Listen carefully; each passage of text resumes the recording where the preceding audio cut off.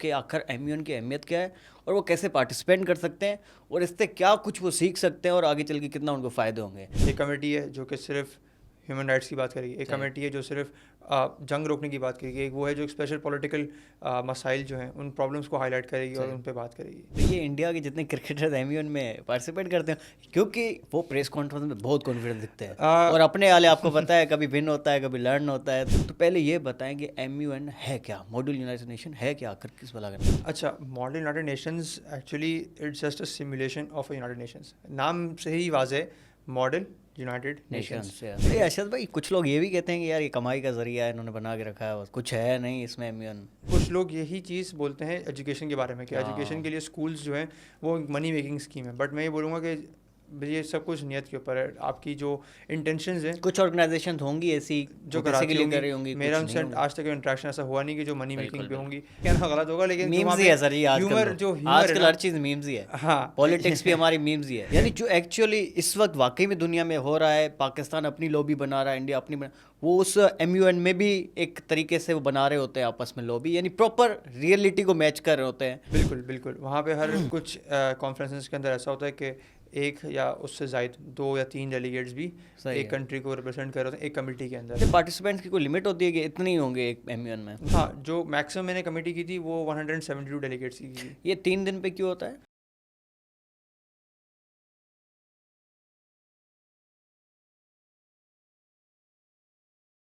अस्सलाम वालेकुम दोस्तों, welcome to another episode of Burdo Digital. आज के इस पॉडकास्ट में हम आपको बताएंगे कि ये एमयूएन क्या है, मॉडल यूनाइटेड नेशन आखिर है क्या, क्योंकि अब पाकिस्तान में भी काफ़ी मशहूर हो चुका है, इवन गली गली गांव-गांव में ये मॉडल यूनाइटेड नेशन ऑर्गेनाइज हो रहा है। तो हम आपको बताएंगे कि बच्चा कैसे पार्टिसिपेट कर सकता है एमयूएन में, और हमारे साथ जो मौजूद है जो इन सारी चीज़ों के हवाले से आपको इन्फॉर्मेशन देंगे, मोहम्मद अशहद जो कि कमेटी डायरेक्टर भी हैं, अवार्ड विनिंग डेलीगेट हैं और ये कई एमयूएन में जाते हैं। Sir ji, welcome to the Burdo Digital. शुक्रिया, thank you so much for inviting me over here, और मुझे अच्छा लगा मैं यहाँ पर आया और काफ़ी अच्छा इंट्रोडक्शन था मेरा। लेकिन इसमें एक चीज़ मैं ऐड कर दूँ कि जाता हर जगह ऑब्वियसली लोगों की मोहब्बत है, बुलाते भी हैं, दे इनवाइट मी, लेकिन ये कि ऑब्वियसली कि मुझसे ज़्यादा भी बहुत से लोग ऐसे हैं। ठीक है। अच्छा अशरफ भाई, आज के पॉडकास्ट में ना मेन ये होगा हमारा कि हम पूरी इन्फॉर्मेशन दे दें हमारे यूथ को, हमारे स्टूडेंट्स को कि आखिर एमयूएन की अहमियत क्या है और वो कैसे पार्टिसिपेट कर सकते हैं और इससे क्या कुछ वो सीख सकते हैं और आगे चल के कितना उनको फ़ायदे होंगे। तो पहले ये बताएं कि एमयूएन है क्या, मॉडल यूनाइटेड नेशन है क्या, आखिर किस भला का नाम? अच्छा, model United Nations actually it's just a simulation of United Nations. नाम से ही वाज़ेह, मॉडल यूनाइटेड नेशंस। तो यूनाइटेड नेशंस का एक मॉडल यहाँ पे बना हुआ होता है, मुख्तलिफ कमिटीज़ वहाँ पे होती हैं। मुख्तलिफ कमिटीज़ बनाने का मकसद ये है कि वहाँ पर हम लोग मुख्तलिफ टॉपिक्स को डिस्कस कर सकें। एक कमेटी है जो कि सिर्फ ह्यूमन राइट्स की बात करेगी, एक कमेटी है जो सिर्फ जंग रोकने की बात करेगी, एक वो है जो स्पेशल पॉलिटिकल मसाइल जो हैं उन प्रॉब्लम्स को हाईलाइट करेगी और उन पे बात करेगी। इस तरीके से हमारे पास बाइलिंगुअल कमिटीज़ हैं जो पाकिस्तान की जो नेशनल असेंबली है उसको सिमुलेट करती है। सही है। तो हमारे पास एक कमेटीज़ होती हैं और उसमें मुख्तलिफ टॉपिक्स को हाईलाइट करने के लिए होती हैं। I think it's very necessary. जहाँ तक आपने बात बोली कि इसकी इंपॉर्टेंस क्या है, सो इट इज़ इम्पॉर्टेंस। ये पाकिस्तान में कब बुनियाद रखी गई? अच्छा, मुझे इसका कुछ डेफिनेट फिगर तो पता नहीं है, लेकिन हमने जब से करना शुरू की 2017-18 से, तो 2017-18 में हमने सिर्फ 1 या 2 नाम ही प्रोमिनेंट देखे थे। उनमें से एक नाम तो अब्दुल्ला जमाल का था, और अब्दुल्ला जमाल भाई अगर देख रहे हैं तो अस्सलाम वालेकुम। अच्छा, तो अब्दुल्ला भाई को ही हमने देखा था, उन्होंने ही सब स्टार्ट की थी, और जहाँ तक मुझे पता है कि पूरा डिक्लेमेशन से डिबेटिंग पर होते होते वो मॉडल यूएन में चले गए थे। तो ये सब चीज़ें उन्होंने ही यहाँ पे आगाज़ करवाया। अच्छा, कितनी ज़रूरी है ये एक यूथ के लिए, आप पार्टिसिपेट के लिए, मतलब कितना इम्पोर्टेंस है इसकी, क्या है ज़रूरत, क्या है? एमयूएन की इंपॉर्टेंस या मॉडल यूएन की इंपॉर्टेंस के लिए मैं सिर्फ इतना बोलूँगा कि आपके पास 2 एथलीट्स हैं या आपके पास 2 स्टूडेंट्स हैं, आपके पास दो स्टूडेंट्स हैं और दोनों अच्छा परफॉर्म कर रहे हैं, या फिर चले आप ये भी ना करें, आप एक कंपनी में बॉस हैं, आपके पास 2 लोग हैं, ठीक है, और 2 एम्प्लॉयज़ आपके पास हैं। एक एम्प्लॉय, दोनों एम्प्लॉय अच्छा परफॉर्म करते हैं, एक एम्प्लॉय जो है वो थोड़ा सा शाय, कुछ बोलता नहीं है, और दूसरा एम्प्लॉय है जो कि थोड़ा सा कॉन्फिडेंट है और वह बोल भी सकता है। ठीक है। इस तरह से अगर मिसाल आपको थोड़ा स्पोर्ट्स में लेके जाऊँ तो 2 एथलीट्स आपके पास हैं, 2 अच्छा परफॉर्म कर रहे हैं, दोनों के रिकॉर्ड स्टैटिस्टिक्स आप देख लें, दोनों बहुत अच्छा परफॉर्म कर रहे हैं, लेकिन एक जो है वो जब प्रेस कॉन्फ्रेंस की बारी आती है तो वहाँ पे थोड़ा सा स्टटर करता है, घबराता है, ठीक है, कंफ्यूज हो जाता है। जबकि दूसरी जगह पे ऑन दी अदर हैंड हमारे पास एक और एथलीट है जो कि परफॉर्म भी अच्छा कर रहा है on the pitch end of the pitch. और प्रेस कॉन्फ्रेंस के अंदर ना सिर्फ वो, तो ये इंडिया के जितने क्रिकेटर्स एमयूएन में पार्टिसिपेट करते हैं, क्योंकि वो प्रेस कॉन्फ्रेंस में बहुत कॉन्फिडेंट दिखते हैं और अपने वाले आपको पता है कभी विन होता है कभी लर्न होता है, तो इस किस्म की आपको पता है ना जो जी बिल्कुल ऐसा ही है। मुझे मेरा नहीं ख्याल है कि कभी विराट कोहली या रवि शास्त्री ने एमयूएन की ट्रेनिंग हुई होगी डेफिनेटली, इसमें तो कोई शक नहीं है, लेकिन कहने का मतलब ये है कि ये बहुत ज़रूरी है, चाहे किसी भी आप फील्ड में हो, कॉन्फिडेंस आता है, खौफ निकल जाता है अंदर से। बिल्कुल बिल्कुल मैं इसको ऐसा ही बोलूँगा कि इससे कॉन्फिडेंस जो आपका वो ज़रूर थोड़ा सा बिल्डअप होता है। हमारे पास अच्छा ये क्यों ज़रूरी है मैं इसको दोबारा से आऊँगा, क्योंकि आई थिंक कि इसको बताना ज़्यादा ज़रूरी है। हमारे यहाँ एक नोशन ऐसा बना हुआ है कि it is not so important, या सिर्फ एक को करिकुलर का नाम है। मेरे हिसाब से इट्स मोर देन अ को करिकुलर एट दिस पॉइंट।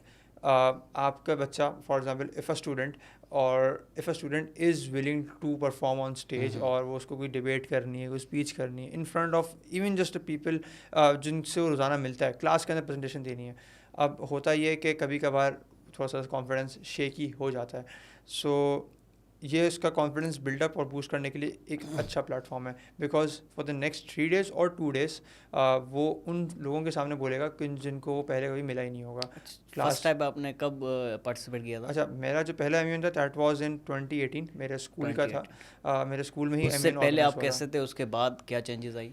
हाँ अच्छा, तो पहले ये था कि मेरी जो स्पीचेस वगैरह थी ऑब्वियसली मेरी अम्मी बनाती थी। स्पीचेस तब भी आप देते थे? हाँ स्पीच वगैरह थी पहले से, लेकिन कॉन्फिडेंस पहले भी अच्छा था, बट मुझे ऐसा लगा कि थोड़ा सा 1x 2x इजाफा हुआ है, और अब जाके मुझे ऐसा लगता है कि 3 to 4 folds मैं बोलूँगा कि 3-4 folds मेरा काफ़ी कॉन्फिडेंस अच्छा हो गया है।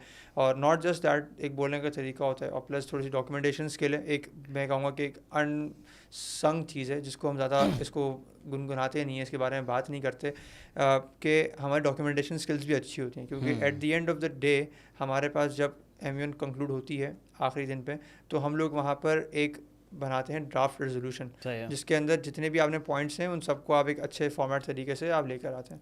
ठीक है, तो उसका एक पूरा फॉर्मेट है, उसको समझाना पड़ता है, ठीक है, डेलीगेट्स को।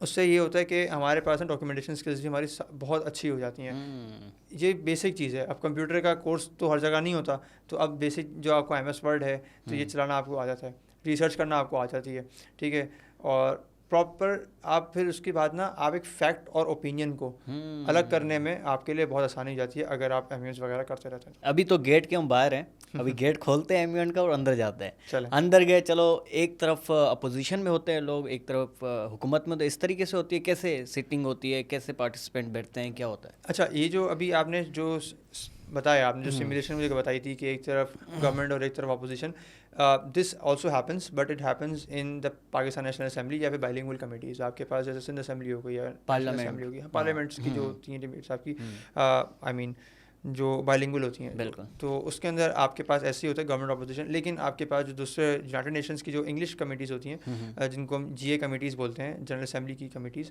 उसके अंदर भी ऐसे ही होता है, but they are according to the topic. कुछ होते हैं जो टॉपिक के फॉर होते हैं, कुछ अगेंस्ट होते हैं। जैसे आपके पास डिबेट के अंदर मुखालफत मुवाफ़क़त, फॉर एंड अगेंस्ट वाले दो पार्टीज़ होती हैं। इसके अंदर तीसरी पार्टी भी होती है जो कि न्यूट्रल होती है, जो कि उस टॉपिक के ऊपर कहती हैं कि बस हमें we do not want anything, हमें उसका फ़ायदा भी नहीं चाहिए, हमें इसका फ़ायदा नहीं चाहिए, हमें दोनों का फ़ायदा चाहिए, दोनों का गेन। जैसे कि गाज़ा पे अटैक्स हो रहे हैं तो एक पार्टी इजराइल के साथ हो जाएगी, एक फ़लस्तीन के, इस तरीके से होता है। हाँ ऐसे ही होता है। और कुछ ऐसे होते हैं जो कंट्रीज़ ऐसी होती हैं कि उसके ऊपर अपना ओपिनियन नहीं रखती और वो चाहती हैं कि अपना ओपिनियन ना बताएं तो बेहतर है। अच्छा, तो उसके अभी हमारा वो एक ब्लॉक होता है हमारे पास, वो ये सब विद इन द कमेटी चल रहा होता है। इसके अंदर कुछ डेलीगेट्स ऐसे होते हैं कंट्रीज़ के जो रिप्रेजेंट कर रहे होते हैं कि वो लोग आपस में स्पेसिफिकली कोशिश करते हैं कि लॉबी करने की। लॉबिंग क्या होती है कि दूसरे कंट्रीज से हाँ बात करते हैं, उनको ऑफर देते हैं कि हम आपकी एड बढ़ा देंगे। अच्छा, इतना इस लेवल तक ज़बरदस्त हो गया। इस तरह से होता है ये कि कंट्री, हर डेलीगेट को अपनी कंट्री के बारे में, हालांकि उस कंट्री में कभी गया भी नहीं होगा, आई डोंट थिंक सो, मैं कभी इजिप्ट नहीं गया, कभी UK नहीं गया, लेकिन I have performed I have participated in MUNs being a delegate of those countries. यानी जो एक्चुअली इस वक्त वाकई में दुनिया में हो रहा है, पाकिस्तान अपनी लॉबी बना रहा है, इंडिया अपनी बना, वो उस एमयूएन में भी एक तरीके से वो बना रहे होते हैं आपस में लॉबी, यानी प्रॉपर रियलिटी को मैच कर रहे होते हैं। ऐसे ही होता है? जी बिल्कुल ऐसे ही होगा। लेकिन अच्छा, ये तो ज़बरदस्त है। यानी हर कोई चार को, मतलब कोई आप होंगे पाकिस्तान को रिप्रेजेंट कर रहे होंगे, कोई दूसरा इंडिया को होगा, कोई तीसरे मुल्क को, इस तरीके से मुल्क डिवाइड होते हैं वहाँ पे। बिल्कुल बिल्कुल, वहाँ पे हर डेलीगेट एक कंट्री को वहाँ पे रिप्रेजेंट करता है। कुछ कॉन्फ्रेंसेस के अंदर ऐसा होता है कि एक या उससे ज़ायद 2 या 3 डेलीगेट्स भी एक कंट्री को रिप्रेजेंट कर रहे होते हैं एक कमेटी के अंदर। पार्टिसिपेंट्स की कोई लिमिट होती है कि इतने ही होंगे एक MUN में? नहीं, हमारे पास कोई लिमिट नहीं होती। कंट्रीज़ हमारे पास जब दुनिया में 200 हैं तो हम वहाँ पे एक लिमिट क्यों ही लगाएं। तो ये हमारे 200 से तो ज़्यादा ही होते होंगे। हाँ, जो मैक्सिमम मैंने कमेटी की थी वो 172 डेलीगेट्स की थी। ये 3 दिन पे क्यों होता है? ये बेसिकली ये आपके ऑर्गेनाइजर्स पे दोबारा होता है कि किस तरह से वो करते हैं। कुछ 3 दिन के होते हैं, कुछ 4 दिन के होते हैं, और बेसिकली कुछ 2 दिन के भी होते हैं। मतलब वीकेंड्स में सैटरडे संडेज़ को आप लोग MUNs में एंगेज कर लेते हैं। बीइंग सेड दैट, अब यहाँ पर 3 दिन के अंदर आपके पास एक प्रॉपर डिबेट का मौका मिलता है। 3 दिन का फ़ायदा ये है कि एक दिन ये लोग problems and introduction of the topic उस पर निकालते हैं। सेकेंड डे हमारे पास उन्हीं के ऊपर जो प्रॉब्लम्स हैं उसका क्या इम्पैक्ट आ रहा है उसके ऊपर इम्पैक्ट्स और उसके सोल्यूशन पे बात करते हैं। तीसरे दिन भी हम सोल्यूशन पे बात करते हैं। सोल्यूशंस के अंदर हम मज़ीद उसको डिटेल्ड सोल्यूशंस को फॉर्मेट बनाने के तरीके पे हम जाते हैं, और फिर हम उसका, अब जैसे मैंने आपको बताया था कि हम डॉक्यूमेंट प्रिपेयर करते हैं, तो डॉक्यूमेंटेशन के ऊपर हमारा टाइम लगता है। तो इसलिए आई थिंक कि उसको कम से कम 3 दिन का तो होना चाहिए। आखिर में कोई बिल वगैरह पास होता है? जी, बिल को, हाँ, जैसे कि नेशनल असेंबली के अंदर बिल होता है, तो यहाँ पर जो है ड्राफ्ट रेजोल्यूशन होता है। वो दोनों चीज़ें बिल्कुल एक दूसरे के मसावी हैं, बिल्कुल इक्विवेलेंट एक दूसरे के। वो क्योंकि मैंने जब पार्टिसिपेट किया, मैं तब कॉलेज में था जी, तो वहाँ पे ये सिस्टम था, एक तरह अपोजिशन थी, दूसरी हुकूमत थी, एक बिल आया था, फिर उस पर कन्विंस करना था अपोजिशन को। तो ये बेसिकली मैंने इसमें पार्टिसिपेट किया, MUN में नहीं किया है अभी। चूँकि आपने ज़बरदस्त चीज़ें बताई तो मैं भी डेफिनेटली करना। अच्छा, वैसे टारगेटिंग यूथ कौन सी होती है, अपनी कॉलेज की या यूनिवर्सिटी की, स्कूल की, या तीनों ही आ सकते हैं? इसके अंदर स्टूडेंट मैं कहूँगा, कोई भी, और किसी तालिब भी इल्म की तो कोई एज लिमिट होती नहीं है, है, ठीक है, इसकी कोई लिमिट नहीं होती, और मैं बोलूँगा कि स्टूडेंट के लिए होती है। और एज दे से कि स्टूडेंट की कोई एज लिमिट नहीं होती। Even I am still a student, yet I have graduated from university last year. तो इसकी कोई लिमिट नहीं है। बट ज़्यादातर हमारे पास जो ट्रेंड आता है, they are mostly school going, O levels के बच्चे, college going students, A levels के बच्चे, यूनिवर्सिटी गोइंग स्टूडेंट्स। तो आपके पास हर तरह के आपके पास ना डेलीगेट्स आ रहे होते हैं of every age bracket. The youngest delegate I have ever seen in an MUN was 12 years old। मैंने 11-12 साल के बच्चों को भी मैंने पार्टिसिपेट करते हुए देखा। मैंने 32-30 साल के बच्चों को भी, मतलब 11 साल का बच्चा 30 साल के साथ भी डिबेट कर सकता है, पार्टिसिपेट करता है, सीखने को कितना मिलता होगा वो अंदाज़ा लगा सकते हैं। फीस कितनी होती है, पैसे वगैरह? अच्छा, तो फीस ऐसा है कि हमारे पास इसका स्ट्रक्चर डिफरेंट होता है। हर ऑर्गेनाइज, ये again it's up to the organising team कि वो कितना रखना चाहती है। बट अच्छा, मिनिमम मैं थोड़ा सा बाद में इस पर कवर करूँगा इस पॉइंट को। बट द थिंग इज़ कि उनके कुछ ऑब्वियसली वो इसको आउट ऑफ फ्री विल तो नहीं कराते, या फिर ये कह सकते हैं अरशद भाई, कुछ लोग ये भी कहते हैं कि यार ये कमाई का जरिया है, इन्होंने बना के रखा है, बस कुछ है नहीं इसमें MUN। हाँ, ये कुछ लोगों के लिए ऐसा हो सकता है, ये बिजनेस होगा। जैसे सेम ये सवाल कुछ लोग यही चीज़ बोलते हैं एजुकेशन के बारे में, कि एजुकेशन के लिए स्कूल्स जो हैं वो मनी मेकिंग स्कीम है। बट मैं ये बोलूँगा कि ये सब कुछ नियत के ऊपर है, आपकी जो इंटेंशंस हैं। कुछ ऑर्गेनाइजेशन होंगी ऐसी जो कराती होंगी, मेरा उनसे आज तक इंटरेक्शन ऐसा हुआ नहीं कि जो मनी मेकिंग पे होंगी। सबका फोकस लर्निंग पे ही रहा है कि बच्चा कुछ at the end of the third day कुछ सीख के जाए। तो डेफिनेटली इससे कमाई तो होती होगी ऑर्गेनाइजेशन, बस ऐसे थोड़ी ना कोई अपना टाइम ज़ाया करेगा, या कुछ तो डेफिनेटली होता होगा। हाँ, प्रॉफिट्स कुछ बनाती हैं, कुछ लॉस में भी जाती हैं। लेकिन जहाँ तक पहले आपने एक सवाल किया था कि डेलीगेट की फ़ीस क्या होती है, तो थ्रू आउट द डे वो ऑर्गेनाइजिंग टीम पूरा अपना एस्टिमेट करके बताती है, ठीक है। लेकिन इसके अंदर मिनिमम फ़ीस में एक बात ज़रूर मेंशन करूँगा कि he is a great friend of mine, Sarim Hashmi उनका नाम है। वो जो है एक MUN कराते हैं, आम आदमी मॉडल ऑर्गेनाइजेशन के नाम से, आमन उसको कहते हैं। उनके वो 7 आइट्रेशंस करा चुके हैं। 7 के साथ उन्होंने मुख्तलिफ कराची के डिफरेंट एरियाज़ के अंदर उन्होंने कराया, और उसके अंदर सिर्फ फ़ीस होती है सिर्फ 400 रुपये। और वो भी कहते हैं कि it is subject to the waiver and scholarship, अगर आपके कोई स्पेशली कोई नीड्स। अच्छा, वो भी नहीं अगर देना चाहते हैं या नहीं दे सकते तो वो आपके लिए फ्री भी हो सकता है? एग्जैक्टली। अच्छा, उसका बेसिकली द रीज़न इज़ कि वो ये चाहते हैं कि it should not be the case कि कोई बच्चा पैसों की वजह से ना आ पाए। एग्जैक्टली, पैसों की वजह से वहाँ पे पार्टिसिपेट करने से थोड़ा सा खतरा है। क्योंकि ऑब्वियसली अगर एक MUN की फ़ीस 2000 या 2500 रुपये है, तो ये सिर्फ 3 दिन की कॉन्फ्रेंस की फ़ीस है, कॉन्फ्रेंस की फ़ीस है। उसके अंदर आपका वहाँ पे लंच कुछ जगहों पे इंक्लूडेड होता है और बहुत सी जगहों पे इंक्लूडेड नहीं होता। अच्छा, तो अब होगा ये कि जाहिर सी बात है लंच भी करेगा बच्चा, और फिर ट्रैवलिंग एक्सपेंस भी है। अगर आपके पेरेंट्स आपको पिक एंड ड्रॉप नहीं दे रहे, तो you have to go over there and come back by yourself. इन ड्राइव कराएंगे, कोई आप राइड हेलिंग ऐप्स यूज़ करेंगे, कोई किसी के साथ कार पूल करेंगे आप, तो वो अगेन फिर भी आपकी एक MUN that would cost you around 4,000 rupees. अब 4,000 रुपये एक महीने के अंदर निकालना, ये एक बहुत बड़ी अमाउंट होगी। इवन जब मैं स्टूडेंट था तो तब भी ये मेरे लिए बहुत बड़ी अमाउंट थी, बिल्कुल, और अभी भी मेरे लिए बड़ी अमाउंट ही होगी, हमारे लिए ज़्यादा है। एग्जैक्टली। तो मेरे लिए अभी तक भी बड़ी अमाउंट है। So Sarim did a right thing and he took the really good step. Organisations, NGOs से बात करके ही डिड दिस स्टेप, और वो एम्यून्स कराते हैं। I wish he could be here today, तो इसके बारे में ज़्यादा अच्छा पॉडकास्ट में इंशाल्लाह इनके साथ, हाँ श्योर, क्योंकि वो आपको इस बारे में ज़्यादा अच्छा बताएंगे कि because he has tap those areas जो कि इससे पहले मेरे ख्याल से उनको एम्यून के बारे में बिल्कुल भी नहीं पता होगा। तो वहाँ से भी उन्होंने काफ़ी अच्छी ऑडियंस की, and we got some case studies from there as well. वहाँ से भी बहुत से बच्चे ऐसे हैं कि निकल के आए हमारे सामने, जिन्होंने पार्टिसिपेट करना वहाँ से स्टार्ट किया, कॉन्फिडेंस अच्छा हुआ, फिर अब वो हमारे साथ असिस्टेंट कमिटी डायरेक्टर्स और कमिटी डायरेक्टर्स की हैसियत से वो भी एम्यून्स में आ रहे होते हैं। तो अभी कोई अपकमिंग है, कोई ऐसा कोई शेड्यूल? जी, हमारे पास एक पूरा ग्रुप है, हमारे पास पूरी फ्रेटर्निटी बनी हुई होती है, और हमारे पूरा सर्किट है। जैसे मैंने शुरू में बोला कि एम्यून सर्किट हमारे पास मौजूद है, तो उसमें इस तरह के एम्यून्स जो हैं उसकी अपडेट्स आती रहती हैं, हर हफ्ते भी होगी, हर हफ्ते होती है। और मेरे ख्याल से जो पिछला साल मैं आपसे बोलूँगा हर हफ्ते होती है, हर हफ्ते होती है। And as we speak right now, मैं आज के दिन की अगर बात करूँ, अभी भी कराची में 2 कॉन्फ्रेंसेस मुझे पता इतना क्रेज़ है लोगों जी, और मैं अगर अभी आपको बताऊँ तो क्लिफ्टन में ही सिर्फ 2 कॉन्फ्रेंसेस चल रही हैं। पाकिस्तान की अगर बात करें तो सबसे बड़ा एम्यून कहाँ पे होता है और कौन करवाता है? अच्छा, पाकिस्तान के अंदर हुआ ये था कि अभी आपके सामने की बात है कि कोविड हो गया था, तो कोविड के बाद हमारे पास कुछ कॉन्फ्रेंसेस थी जहाँ पे आपके पास यहाँ पर अंदाज़ा लगाना मुख्तलिफ होता है, क्योंकि जैसे जलसे के अंदर होता है हमारे पास न्यूज़ चैनल में दावे कुछ और किए जाते हैं और फिर दिखाते हैं कि ग्राउंड खाली है। लेकिन मैं ये भी नहीं बोलूँगा, लेकिन द थिंग इज़ कि हमारे पास कोई ऑफिशियल काउंट नहीं होता, but the area speaks for itself, the venue speaks for itself, और क्लोजिंग सेरेमनी का जो डेलीगेट बैठा होता है दैट स्पीक्स फॉर itself। तो हमारे पास कुछ कॉन्फ्रेंसेस ऐसी होती हैं जहाँ पे हमारे पास 2000 to 2500 डेलीगेट्स आए हुए होते हैं, ठीक है, 2500 जी, 2500 2000। अभी कोई मिसाल दे सकते हैं कि यार इस जगह पे 2500 आए थे डेलीगेट्स? मुझे इसका आइडिया तो नहीं है, मेरे ख्याल से मैरियट होटल पे मेरे ख्याल से कि एक कॉन्फ्रेंस हुई थी, वहाँ पर हमारे पास ठीक ठाक। यार अरशद भाई, 2500 अगर अफराद होंगे वहाँ पे, डेलीगेट्स होंगे, तो आपको नहीं लगता कि यार कहीं ना कहीं मुतासर तो होगी क्वालिटी?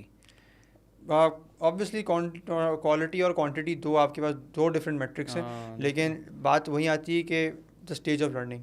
अब आपके पास एक कमेटी के अंदर एक अच्छे क्रेडिबल आपने कमेटी डायरेक्टर्स बिठाए हुए हैं जिनको लोग जानते हैं, तो ऑब्वियसली वहाँ पे कॉम्प्रोमाइज़ तो नहीं होगा। सही है मेरे हिसाब से तो। अच्छा अरशद भाई, आप जो है कमेटी डायरेक्टर भी हैं, तो आपका बेसिकली काम क्या होता है, और इसमें से कोई क्या पैसे वैसे आते हैं, कोई बेनिफिट्स आते हैं, क्या होता है? नहीं, दो थिंग इज़ कि हमारे पास मैं पहले आता हूँ कि हम कमेटी डायरेक्टर करते क्या हैं? हाँ, करते क्या हैं। सो कमेटी डायरेक्टर होता ये कि ऑब्वियसली जैसे हमारे पास वहाँ पे एक कमेटी रूम के अंदर हमारे पास 3 बेसिक रोल्स होते हैं। एक डेलीगेट होता है, डेलीगेट्स आर दो स्टूडेंट्स जो कि कंट्री को रिप्रेजेंट कर रहे होते हैं।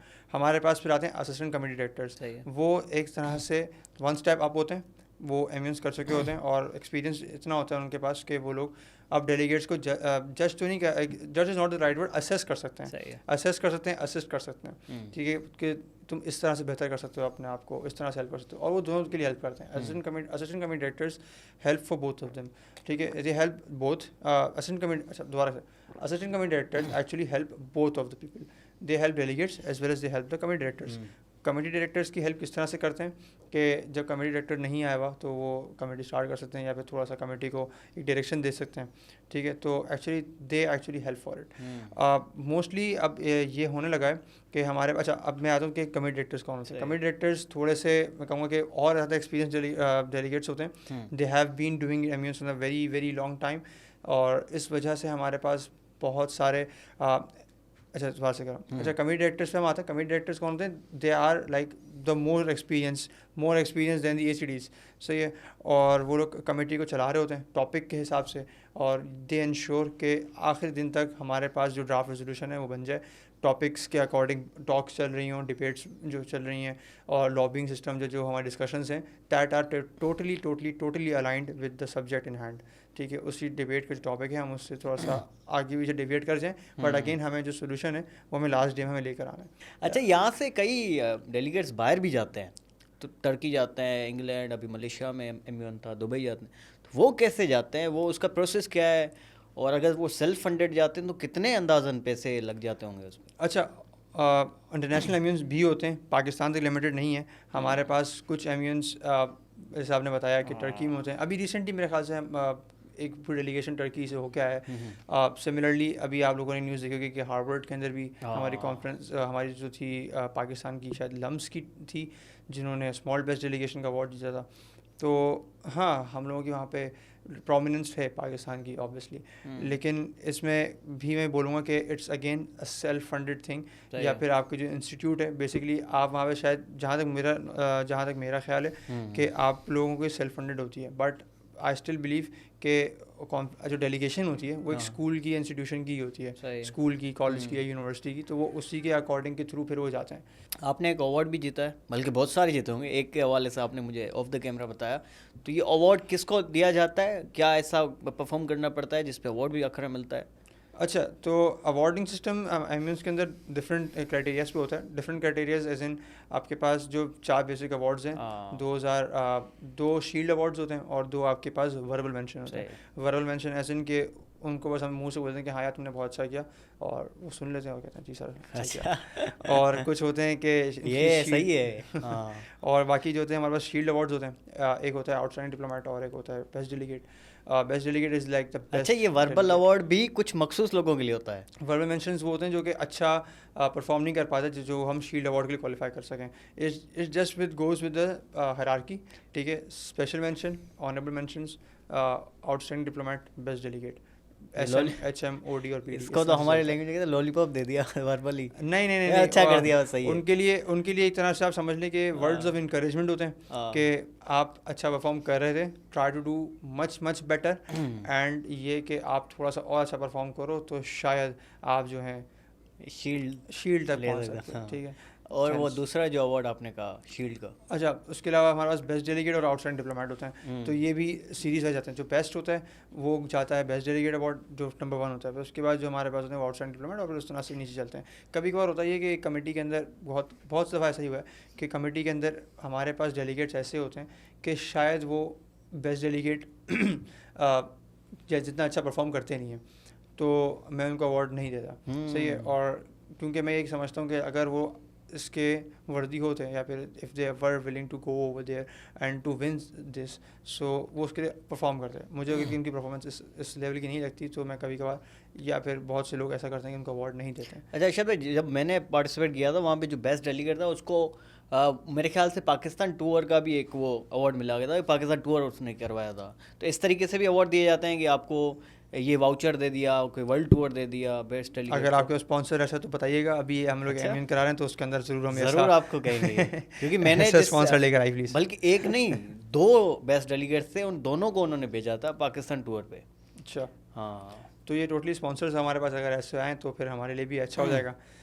अगेन ये सब स्पॉन्सर्स और ऑर्गेनाइजिंग टीम के ऊपर होता है। यार अर्शद भाई, एक मेरे जहन में सवाल आया अभी, हम स्टेज पे जाने से डरते हैं, तो इतने 200-250 डेलीगेट्स के सामने कैसे हम बात करेंगे?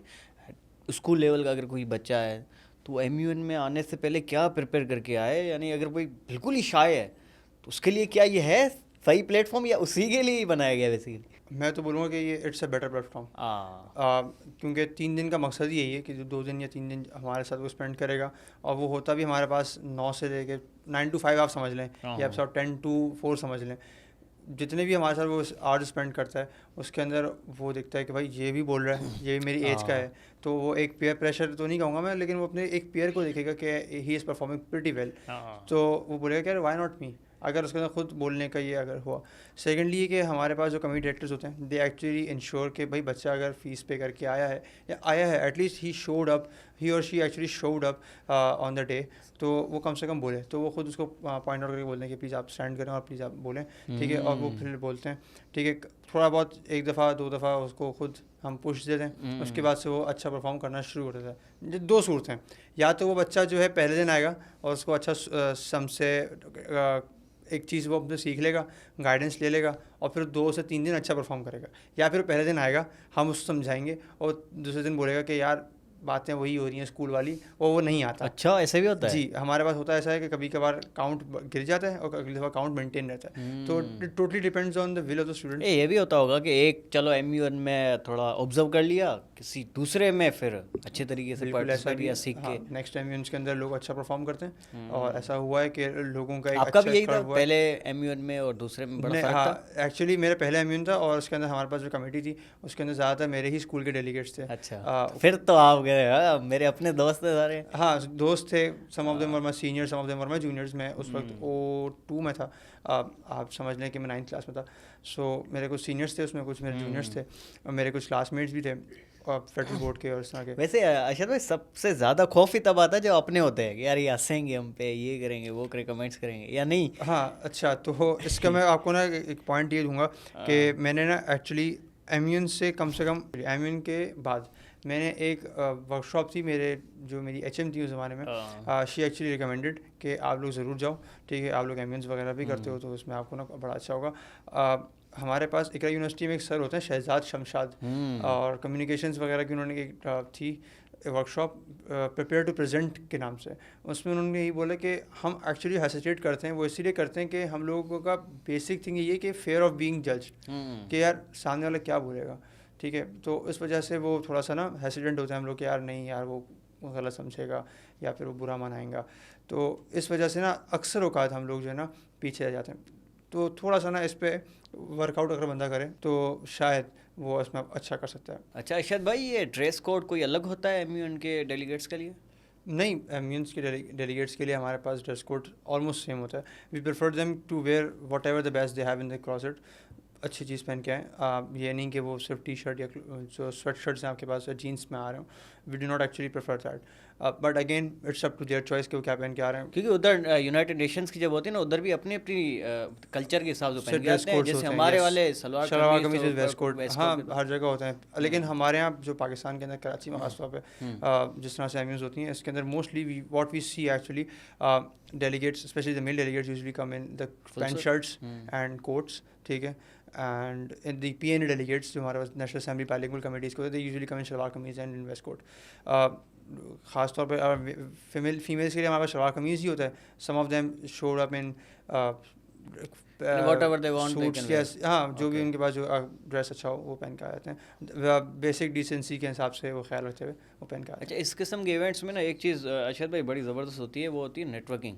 अब एक फॉर सपोज एक बच्चा है, उसका कोई जानने वाला ही नहीं है, पता ही नहीं है, यहाँ पे आता है MUN में, तो उनकी नेटवर्किंग बड़ी ज़बरदस्त होती है। अपने ही लेवल के लोग भी होते हैं, फिर उनसे ज़्यादा भी होते हैं, नीचे भी होते हैं, तो एक अच्छी नेटवर्किंग हो जाती है। आई एम वेरी ग्लैड कि आपने ये क्वेश्चन उठाया है। पहले आप अपना सवाल कंप्लीट करें, मैं इसका आपको और ये सवाल कि नेटवर्किंग कितनी अहमियत के हामिल है, ये नेटवर्किंग करना? हाँ, so it's a very nice question.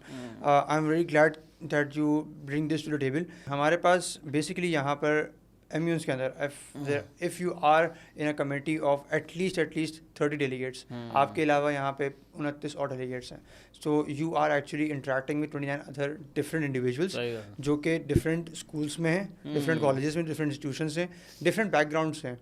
तो ना सिर्फ आपके अंदर एक टॉलरेंस पैदा होती है, एक तो आप डिफरेंस ऑफ ओपिनियन सुनने का आपके अंदर मैं कहूँगा कि एंड्योरेंस आती है, that you can just hear difference of opinion, क्योंकि पाकिस्तान के अंदर डिफरेंस ऑफ ओपिनियन सुनने का है ही नहीं। जहाँ पे दूसरा आपको डिफरेंस ऑफ ओपिनियन मिला, आपने उस पर लगा दिया कोई फतवा, या फिर आपने उसको डिफरेंट आपने ना क्या आपने बातें ख़त्म कर दी कि नहीं यार ये तो ना बात नहीं सुनता, या फिर ये गलत हो गया। उसका ओपिनियन भी मैटर करता है। अच्छा, वहाँ पे हर चीज़ डिस्कस हो सकती है, रिलीजन भी? It depends on the topic actually, अगर आप करना चाहें तो। Coming back to your networking part, तो आप जब डिफरेंट लोगों से मिलेंगे तो वो इंस्टीट्यूशन से भी होते हैं और ऑब्वियसली इनकी वहाँ भी कनेक्शंस होंगे, तो आप उस बंदे के थ्रू आप कुछ डिफरेंट कनेक्शंस को आगे टैप आउट कर लें, तो यू नेवर नो दैट। सही है। इवन जो कायमन 10 थी बैक इन अक्टूबर 2022, वहाँ पे एक्चुअली वहाँ पे मेरे साथ 2-3 डेलीगेट्स थे who were from different universities, and through them I got to know about different societies and how this system and circuit actually works. तो मुझे वहाँ से बहुत फ़ायदा हुआ था, specially after doing that specific MUN. हर एम्यून से फ़ायदा हुआ था। I always learn something. एक गेन जिससे मैं कहूँगा कि हमेशा मुझे गेन मिला है हर एक कॉन्फ्रेंस का। मैं ऐसा नहीं बोलूँगा कोई कॉन्फ्रेंस बिल्कुल ही विदाउट एनी, मैं कहूँगा कि बेफ़ायदा गई थी, बेसूद गई थी, ऐसा कहना बिल्कुल गलत है। मतलब व्हाट्सअप स्टेटस पे अब तो व्यूअर्स बढ़ गए होंगे ना। अब मैं आपको अपनी मिसाल दूं, मैं जब से जा रहा हूँ ना इवेंट्स में, तकरीबन 2022 के बाद में जाना शुरू हुआ। उससे पहले व्हाट्सएप पर अगर 60 बंदे देखते थे, आज मेरे 1000 बंदे देखते हैं स्टेटस। हाँ, तो इतनी नेटवर्किंग, ये छोटी सी एग्जांपल है ये एग्जैक्टली कि आपकी कितनी नेटवर्किंग हो जाती है, आपको कितने लोग आपको जानना शुरू हो जाते हैं। तो ये बहुत अच्छी बात है। एग्जैक्टली मैं व्हाट्सएप ज़्यादातर स्टेटस लगाता नहीं हूँ. If I would like Twitter measure them, if I would just measure them, तो इंस्टाग्राम के ऊपर मेरे फॉलोअर्स थोड़े से बढ़ जाते हैं हर महीने में जाके, कम से कम 5 से 10 से 20 से 30. तो वो होते होते थोड़ा सा अच्छा एक अकाउंट हमारे पास है. यस, एक कॉन्फ्रेंस के बाद आपके पास थोड़ी सी व्यूवरशिप बढ़ जाती है, देन अगेन वो स्ट्रेटली उसी अमाउंट आपके पास आ जाती है वापस. एक हल्का सा स्पाइक होता है हर वीकेंड पे जब आप कॉन्फ्रेंस में जाते हैं. सो या इट इज़ कि वो आपके पास नेटवर्किंग होती है. अच्छा अरशद भाई, MUN जो है वर्चुअली भी होता है, जैसे जी. कि इसके बहुत सारे फ़वाद भी हैं, नुकसान भी डेफिनेटली थोड़े बहुत होंगे, क्योंकि फिजिकली एक चीज़ होती है तो उसका अपना ही मज़ा है. Exactly. अब फ़वाद ये हो गए कि भाई जो लड़कियां हैं स्पेशली हमारे गांव में देहात में, कहते हैं ना, वो बाहर नहीं जाने देते, कल्चर है कई जगह पे. और फ़वाद ये कि अगर फॉर सपोज बाहर हो रहा है, न्यूजीलैंड में हो रहा है, किसी और मुल्क में हो रहा है, तो हम यहाँ से वर्चुअली भी कर सकते हैं शिरकत. तो इसके हवाले थोड़ा बताएं कि ये कोविड के बाद से शुरू हुआ है वर्चुअली या फिर उससे पहले भी होता रहा है? मेरे हिसाब से जहाँ तक मेरा आइडिया है, जहाँ तक मेरा एक्सपोजर है, इस वाले से पहले भी एम्यून्स की इस तरह से होती थी. जैसे कि अगेन मैं आपको बोलूँगा कि जूम पहले भी एग्जिस्ट करता था कोविड से पहले, लेकिन कोविड के दौरान जूम की आपके पास जो है स्टॉक्स वगैरह बहुत हाई हो गए थे. तो पहले भी एम्यून्स की होती थी ऑनलाइन, अभी भी होती हैं. लेकिन ऑब्वियसली जो वो एक आपके पास पैटर्न था इन 2020 एंड 2021, तो वो ही ज़्यादा था आपके पास. रीज़न वही था कि सब लोग घर पे थे, कुछ करने को था नहीं. सो येट उनको अपनी स्किल्स जो थी वो पॉलिश रखनी थी. So it was a very great platform. Even I participate in few of them. तो हाँ, फर्क तो लगता होगा यार फिजिकल और वर्चुअल. थोड़ा सा इजी हो जाता है क्योंकि सब कुछ आप रीडिंग करके आप आराम से कर सकते हो. वो कॉन्फिडेंस वैसा तो नहीं आता, बट अगेन ग्लोबल एक्सपोजर. मेरे एक कमेटी के अंदर आपके पास मुख्तलिफ नेशनैलिटीज़ के, मुख्तलिफ एथनिसिटीज़ के लोग बैठे हुए. Even I have befriended some people from. अच्छा अरशद भाई, आखिर में जो है एक मैसेज भी हो जाए उन डेलीगेट्स के लिए जो MUN में आना चाहते हैं, पार्टिसिपेट करना चाहते हैं. काफ़ी लोग शाये भी होते हैं, क्या प्रिपेयर करके आएँ और क्या फ़वादे, प्रॉपर एक मैसेज दे दें हमारे डेलीगेट्स जितने भी आने जाते हैं, और साथ में एक कोट, मोटिवेशनल कोट हो जाए. इस तरह से तैयारी करनी डेलीगेट को. तो डेलीगेट्स के लिए सबसे पहले ये बोलूँगा कि बस सुबह उठ के वो न्यूज़ चैनल देख के या अखबार पढ़ के ना आ जाएँ, बिकॉज जो भी न्यूज़ चैनल पे या अखबार पे देख रहे हैं, that is what represented by the Pakistani government and Pakistan. ठीक है, आप हो सकता है कि आप डेलीगेट ऑफ फीजी हो, या डेलीगेट ऑफ न्यूजीलैंड हो, या डेलीगेट ऑफ कनाडा हो, ऑस्ट्रेलिया हो, आप कोई और से कंट्री के हो. तो उनका हो सकता है कि उस टॉपिक के ऊपर स्पेशली डिफरेंट ओपिनियन हो, या उसका उनका स्टांस थोड़ा सा वहाँ पे डिफरेंट हो. तो आप हो सकता है कि अपने स्टांस से हिल जाएं और आपकी सही तरह से बेस ना बने. तो मैं यही बोलूँगा कि आप लोग इस रिसर्च करें उन टॉपिक्स के ऊपर जो कि एक आपके पास अनबायस्ड न्यूज़ चैनल्स होते हैं या फिर एजेंसीज होती हैं. You can just follow them. लोग बोलते हैं कि उसको उर्दू में अगर मैं ट्रांसलेट करूँ कि आपको लोग बोलेंगे ज़रूर कि आप फेल हो गए या फिर आप जो है हार गए, बट लेकिन एक्चुअली क्रेडिट आपको ही जाता है, बिकॉज आपने वहाँ पे लड़े और एटलीस्ट आपने ट्राई तो किया एटलीस्ट किसी चीज़ को. तो उसका कोट का नाम है the man in the arena. उसमें ये एक्चुअली यही बोलते हैं कि the credit goes to the man of the arena whose face is actually marred with sweat, blood and mud. कि वहाँ पे आपने एक्चुअली फाइटिंग करते हुए ही आप हारे. आपने ये नहीं कि आपने बिल्कुल हाथ पैर छोड़े. तो एटलीस्ट मैं बोलूँगा कि किसी चीज़ को ये कह देने से, किसी के ये कह देने से कि नहीं हो सकता या तुम कर सकते नहीं हो, do not stop over there. At least try. Fail हो जाएंगे ज़्यादा से ज़्यादा क्या होगा. Even I attempted ISSB twice, तो नहीं हुआ, बट एटलीस्ट आई ट्राइड. तो अटैम्प्ट से रुकना नहीं चाहिए, एटलीस्ट अटैम्प्ट करने, बाकी इज़्ज़त और ज़िल्लत अल्लाह के हाथ में. ज़बरदस्त. Thank you so much Mohammad Arshad साहब, वेलकम. कीमती वक्त निकाला बोर्डो पॉडकास्ट के लिए. आई होप कि आपके दिमाग में जितने भी सवालात होंगे MUN को लेकर, मॉडल यूनाइटेड नेशन को लेकर, वो सारे जवाब आपको मिल चुके होंगे. बाकी मिलते हैं अगले पॉडकास्ट में एक और नए गेस्ट और नए टॉपिक के साथ. अपना ख्याल रखें, इजाज़त दें. अल्लाह हाफिज़.